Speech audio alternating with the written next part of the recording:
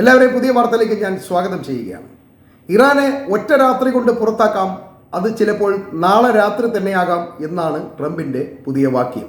നേരത്തെയൊക്കെ ഇത്തരം വാക്കുകൾ ട്രംപിൽ നിന്നും ഉണ്ടാകുമ്പോൾ ലോകം ആകാംക്ഷയോടെ അതിലുപരി ഭയത്തോടെയാവും അതിനെ കാണുക.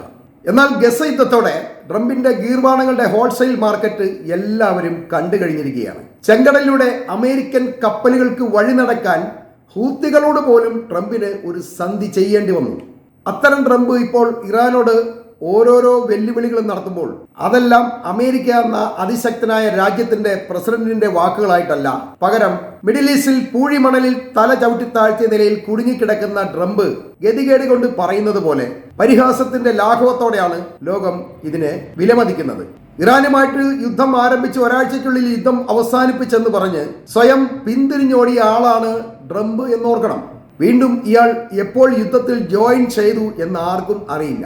പക്ഷേ അമേരിക്ക ഇപ്പോഴും ഇറാനെ ആക്രമിക്കുന്നുണ്ട്. സ്വന്തം വാക്കിന് വില കൊടുക്കാനോ അമേരിക്കൻ അന്തസ്സിനെ സംരക്ഷിക്കാനോ ട്രംപ് ഒരിക്കലും ശ്രമിച്ച് കണ്ടിട്ടില്ല എന്നോർക്കണം.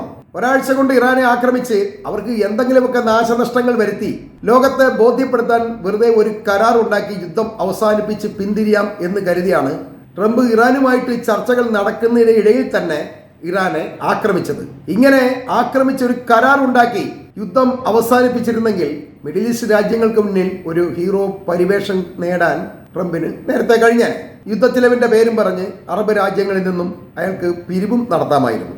എന്നാൽ ആ കണക്കുകൂട്ടലുകളെയാണ് ഇറാൻ തകർത്ത് കളഞ്ഞത്. ഓടിപ്പോകാൻ ഒരുങ്ങിയ ട്രംപിന്റെ കാലിൽ പിടിച്ചു വലിച്ച് ഇറാൻ യുദ്ധക്കളത്തിലേക്ക് ഇട്ടിരിക്കുകയാണ്. വിവരം ഇനി അറിഞ്ഞിട്ട് പോയാൽ മതി എന്ന നിലപാടാണ് ഇറാന്റേത്. ഇനി അവിടെ കിടന്ന് അവരുമായി അടിച്ചേ ട്രംപിന് മതിയാവും. യുദ്ധം 1.5 മാസം പിന്നിട്ടിട്ടും ഇസ്രായേലും മിഡിൽ ഈസ്റ്റിലെ അമേരിക്കൻ വേരുകളും ഒപ്പം വില കൂടിയ അവരുടെ വിമാനങ്ങളും കപ്പലുകളുമെല്ലാം തകർക്കുന്നതല്ലാതെ ഇറാൻ യുദ്ധം അവസാനിപ്പിക്കാനോ പിന്തിരിയാനോ തയ്യാറാവുന്നില്ല എന്നതാണ് വാസ്തവം. ഇതിങ്ങനെ തുടരുന്നത് കൊണ്ട് യുദ്ധത്തിന് 45 ദിവസത്തേക്ക് ഒരു ലീവ് തരാമോ എന്നാണ് ട്രംപിന്റെ മറ്റൊരു അപേക്ഷ. അതിന്റെ ഉദ്ദേശം എനിക്ക് കുറച്ച് ആയുധങ്ങളും എണ്ണയും ഒക്കെ ഇസ്രായേലിന് എത്തിച്ചു കൊടുക്കണം. അവർ വളരെ ബുദ്ധിമുട്ടിലാണ്. 45 ദിവസം കിട്ടിയാൽ എല്ലായിടത്തുനിന്നും ആയുധങ്ങളൊക്കെ സംഘടിപ്പിച്ച് വീണ്ടും ഉഷാറായി യുദ്ധത്തിന് വരാൻ കഴിയും എന്ന് പറയാതെ പറഞ്ഞുകൊണ്ട് പാകിസ്ഥാനെയും തുർക്കിയെയും ഇറാൻ അരികിലേക്ക് വിടുമ്പോൾ യുദ്ധം രസം പിടിച്ചു വരുമ്പോഴാണോ ലീവ് ചോദിക്കുന്നത്?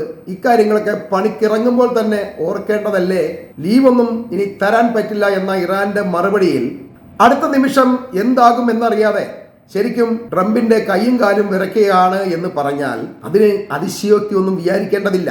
അത്ര ദുരന്തമാണ് മിഡിൽ ഈസ്റ്റിൽ അമേരിക്കയുടെ ഇപ്പോഴത്തെ അവസ്ഥ. രണ്ടിലൊന്നറിയാതെ യുദ്ധം ഇനി അവസാനിപ്പിക്കില്ല എന്ന് പറഞ്ഞ് നിൽക്കുന്ന ഇറാനോടാണ് ട്രംപ് പറഞ്ഞത് 48 മണിക്കൂറിനുള്ളിൽ ഹോർമുസ് കടൽ തുറന്ന് ഞങ്ങളുമായി ഒരു വെടിനിർത്തൽ കരാറിൽ ഒപ്പിടടാ തന്തയില്ലാത്തവന്മാരെ എന്ന്. അയാൾ ഇങ്ങനെയൊക്കെ പറയുമ്പോൾ അയാളുടെ ആ ദേഷ്യം ഒന്ന് ആലോചിക്കണം. തന്തയ്ക്ക് വിളിക്കുകയാണ്. ഇന്നേവരെ ലോകത്ത് ആരും കണ്ടിട്ടില്ല മറ്റൊരു രാജ്യത്തെ പ്രസിഡന്റിനെയോ അതല്ലെങ്കിൽ അവിടുത്തെ ജനങ്ങളെയൊക്കെ വേറൊരു രാജ്യത്തുള്ള പ്രസിഡന്റ് തന്തയ്ക്ക് വിളിക്കുന്നത്. ഇത് ട്രംപ് അതും ചെയ്തിരിക്കുകയാണ്. ഇത്തരം വില കുറഞ്ഞ വാക്കുകൾ ഒരു കൊച്ചു പയ്യനോടാണ് ട്രംപ് പറയുന്നതെങ്കിൽ പോലും അവരൊരു കല്ലെങ്കിലും വലിച്ചെറിയും എന്നുള്ള കാര്യം ഉറപ്പ് തന്നെയാണ്. അത്ര വൃത്തികെട്ട വഴിവെടുത്ത നാവാണ് ഈ കിളവൻ്റേത്. ഇനി ഇറാൻ മുന്നോട്ട് വന്ന് നമുക്ക് വെടിനിർത്തൽ ചർച്ച ചെയ്യാം എന്ന് കരുതിയാൽ പോലും ഇയാളുടെ വർത്തമാനം കേട്ടാൽ എല്ലാം വലിച്ചെറിഞ്ഞ് കുറെ മിസൈലും കക്ഷത്തെടുത്ത് വെച്ചുകൊണ്ട് യുദ്ധത്തിന് ഇറങ്ങിയേക്കാം എന്ന് ഏത് ഇറാനും ചിന്തിച്ചു പോകും എന്ന കാര്യം ഉറപ്പ് തന്നെയാണ്. ട്രംപിന് അന്താരാഷ്ട്ര മര്യാദ അറിയില്ല എന്നുള്ളതാണ് വാസ്തവം. അമേരിക്കയുടെ അന്തസ്സിനെ കുറിച്ച് അയാൾക്ക് യാതൊരുവിധ ബോധവുമില്ല. ലോകരാഷ്ട്രങ്ങൾ അമേരിക്കയുടെ അടുക്കളപ്പുറത്ത് വന്ന് കിടക്കുന്നവരാണെന്ന ചിന്തയാണ് അയാളുടേത്. വാക്കിന് യാതൊരു വിലയുമില്ല. സ്വന്തം വെപ്പുവല്ല് തെരഞ്ഞിട്ട് കിട്ടിയില്ലെങ്കിൽ മറ്റുള്ളവരുടേത് എടുത്തു വെക്കാൻ മടിയില്ലാത്ത മനസ്സുള്ള ഒരു കിളവനാണ് ഇയാൾ. അയാൾക്കൊന്നും ഒരു പ്രശ്നമല്ല. ഈ യുദ്ധം ഇറാന് അതിജീവനത്തിന്റെയും ട്രംപിന് അല്ലെങ്കിൽ അമേരിക്കയ്ക്ക് മിഡിൽ ഈസ്റ്റിലെ അവരുടെ നിലനിൽപ്പിൻ്റെതുമാണ്. അതുകൊണ്ട് തന്നെ രണ്ടു കൂട്ടരും പരസ്പരം മത്സരിക്കുന്നതിലൂടെ ഇത് ഉടനെങ്ങും അവസാനിപ്പിക്കുന്ന ആരും കരുതേണ്ടതുമില്ല. ഇതൊരു ലോകമഹായുദ്ധമാകും എന്നൊക്കെ പറയുന്നവരുണ്ട്. അങ്ങനെ സംഭവിക്കണമെങ്കിൽ ലോകത്തുള്ള എല്ലാ രാഷ്ട്രത്തിൻ്റെയും തലവന്മാരൊക്കെ ട്രംപിനെ പോലെ തലയ്ക്ക് ലൂസുള്ളവരായിരിക്കണം. അങ്ങനെ അല്ലാത്തത് കൊണ്ട് ആരും ഇരുചേരിയിലും ചേരില്ല. ലോക മഹായുദ്ധം പോയിട്ട് ഈ യുദ്ധം മിഡിൽ ഈസ്റ്റ് പോലും കടക്കില്ല എന്നുള്ളതാണ് സത്യം.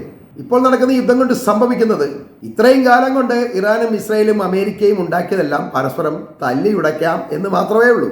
കുറെ മനുഷ്യ ജീവനുകളും നഷ്ടപ്പെടുത്താം. അതിനപ്പുറം ആർക്കും ഒരു വിജയപരാജയ സാധ്യതകളൊന്നുമില്ല.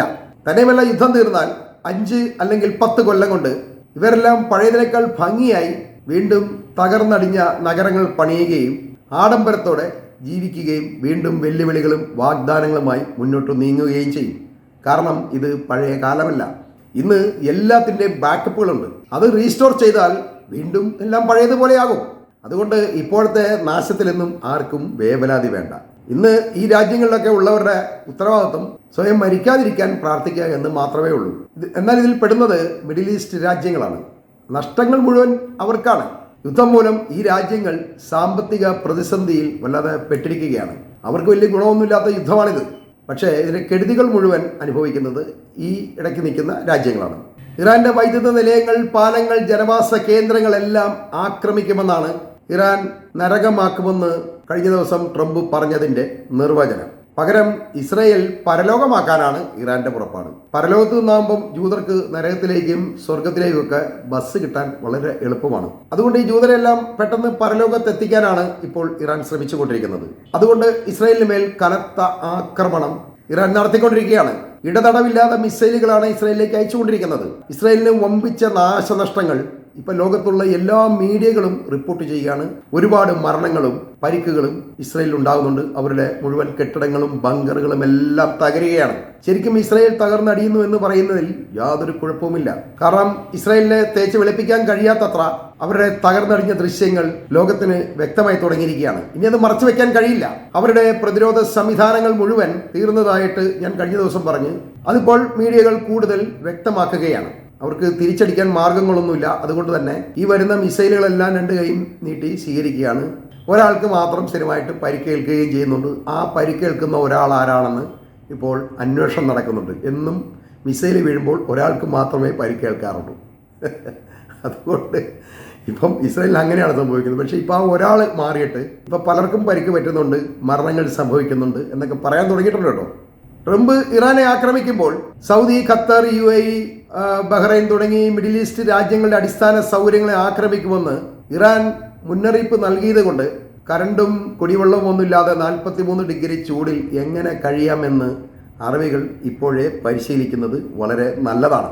ട്രംപ് ഇറാനെ ശിലായുഗത്തിലേക്ക് വിടുമെന്നാണ് പറഞ്ഞതെങ്കിലും മിഡിൽ ഈസ്റ്റ് രാജ്യങ്ങൾ ശിലായുഗത്തിലേക്ക് പോകാനുള്ള സാധ്യതയാണ് ഇപ്പോൾ തെളിഞ്ഞു വരുന്നത്.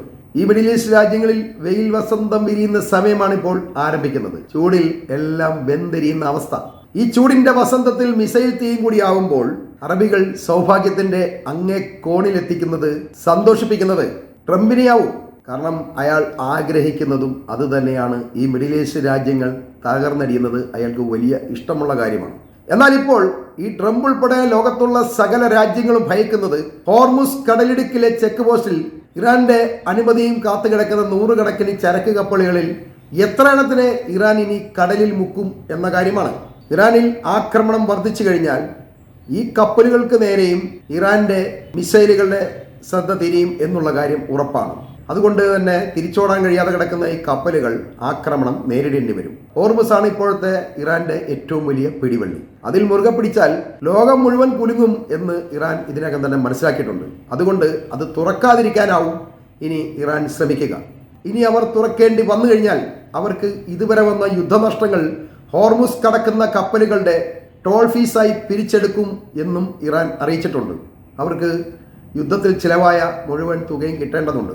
അത് അമേരിക്ക കൊടുക്കാൻ തയ്യാറായില്ല എന്നുണ്ടെങ്കിൽ ഈ ഹോർമുസിൽ ടോൾ പിരിച്ചുകൊണ്ട് അവർ ആ തുക വസൂലാക്കും എന്നുള്ളതാണ്. ശരിക്കും പറഞ്ഞാൽ യുദ്ധവും ഭീഷണിയും ഇറാന് ലാഭകരമായ ഒരു ബിസിനസ്സായി മാറുന്നതാവും ഇനി ഭാവിയിൽ നമ്മൾ കാണാൻ പോകുന്ന കാഴ്ച.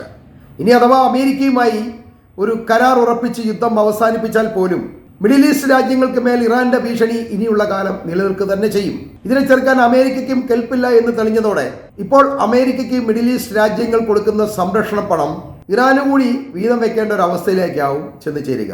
അതല്ലാതെ മുഴുവൻ തുകയും അമേരിക്കയ്ക്ക് കൊടുക്കില്ല.